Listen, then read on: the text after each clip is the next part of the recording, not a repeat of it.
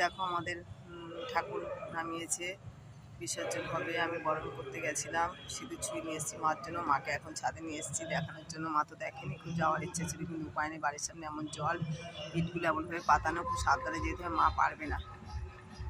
তো ওই জন্যই ছাদে নিয়ে এসেছি। একটু আবার একটা বছর পর মা আসবে, ওই জন্য মাকে বললাম একটু দেখতে, খুব খুশি হয়েছে।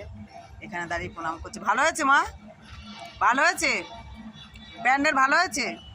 প্রণাম করেন, প্রণাম আমার প্রণাম করেন। ও ওই দেখো প্রণাম করছে এখানে দাঁড়িয়ে।